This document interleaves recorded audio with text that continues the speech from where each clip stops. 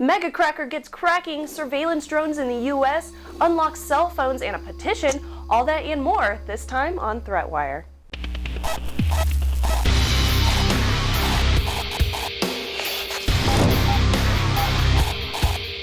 Hello and welcome to ThreatWire. I'm Darren Kitchen. I'm Shannon Morse. And this is your summary of what's threatening security, privacy, and our internet freedom. And let's get started with some Mega news. Yeah? So Mega, the new cloud service offering up to 50 gigs upon sign up, which sounds awesome, they have a few flaws in their security, and we recently saw the first one of these. There's an email containing your confirmation of sign up, which includes a link to an encrypted key and a hash of your password. But with this new tool called MegaCracker, these can easily be decrypted so a person can get right into your account and see all of your files. Now, Mega CTO, Matthias Ortmann, updated with a statement that basically put it bluntly that some people use really bad passwords and they'll soon have a password changer for all those really bad ones. DARPA, the U.S. Defense Advanced Research Projects Agency, is an organization that you're probably familiar with. They're the guys responsible for the internet predecessor, ARPANET, and now it seems they're working on the Skynet.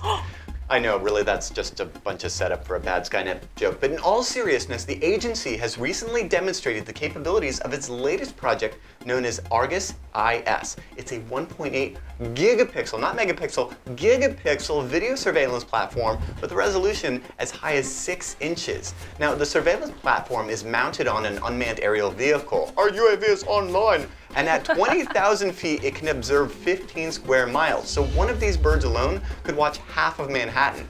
The video is captured at 12 FPS and by an array of 368 sensors. So here's the crazy bit. British defense contractor BAE Systems says that the sensors are just ordinary 5 megapixel smartphone sensors combined with some image stabilizing telephoto lenses. Now, Really? The surveillance platform is combined with the Persistix data processing pipeline. So this is pretty cool. It provides persistent intelligence, surveillance, and reconnaissance, and it can do tracking of numerous objects in real time.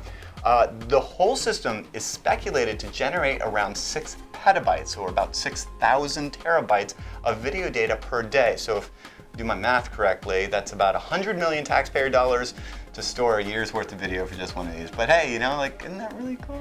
Yay! Kinda neat. Drones! I like in the US. technology. Yeah, the technology's cool, but nothing else about that. Now, unlocking your phone, right? That just became illegal in the United States, and you've already heard about that as of Saturday. Now, what's that mean? Lots of smartphones that you buy through your carrier are locked down to that carrier, meaning that you can't take it to another one. So, for example, I have an AT&T phone. I can't take that over to T-Mobile, for example, and just ask them to make it work. Now, if I unlock my phone without the carrier's consent, I can be fined up to $500,000 or get jail time. I have never even seen that much money. Now, a petition has been created for the Obama administration to rescind this ban, and so far they've only gotten about half of the needed signatures, so you guys should definitely go over there and sign that petition. Now, we previously covered the United Nations ITU, or International Telecommunications Conference in Dubai, the WCIT, and that resulted in 56 nations, including the United States, Canada, Australia, the UK, and the rest of the European Union walking out. But the story doesn't end there. In the coming weeks, the ITU will host in Geneva the WTPF, not the WTF, the Worldwide Telecommunications Policy Forum, where the talks will be devoted to internet governance. Specifically, 3 resolutions will be discussed.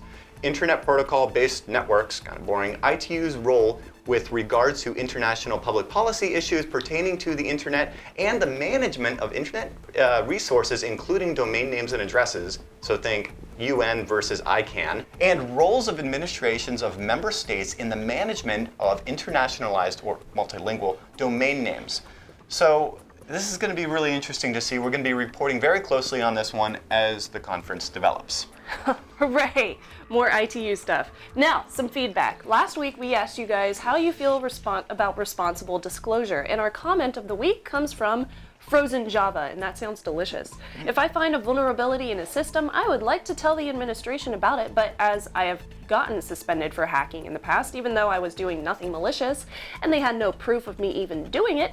I have lost my trust in them to do the correct thing and secure the hole and let the situation go. I have no malicious intent with anything I do, along with the good majority of hackers, which is definitely true out there, but unfortunately we are judged by less qualified people who are misinformed. And I find that to be a serious case with the administration of academia. Schools. Yeah, that's totally an academia-specific thing, because you get out of there, right? And you find a vulnerability in like a Google system, and then suddenly there's a bounty. You know, you get like at least $600 for it. Right. Or Microsoft, in some cases, they're like, oh, dude, they're cutting you $1,000. huge checks. Yeah. Yeah. So Payday. I know. No, what we'd like to know from you guys this week is how you feel about surveillance drone. With the war in Afghanistan winding down, how would you feel about such a system like Argus being deployed here on U.S. citizens? And otherwise, I'm also very curious about the fact that, hey, if you can just use, inexpensive cell phone sensors, it's time to get our balloons out. You know what I'm saying? Oh, this could be fun. Yeah, let us know in the comments below. Remember, you can always find all the ways to subscribe over at threatwire.org and get involved with our Google Plus community. It's really, really crazy in there. It's very popular. Make sure to join. There's so much more than what we can cover in 6 minutes here on YouTube, so that's where the conversation continues. And also, I was just on Soldiers Tech Battlefield with Mark Watson this week talking about the new Ubuntu phone, so definitely check that out on TechFeed as well. All right, and with all of that, I'm Darren Kitchen. I'm Shannon Morse. We'll see you on the internet. In the internet.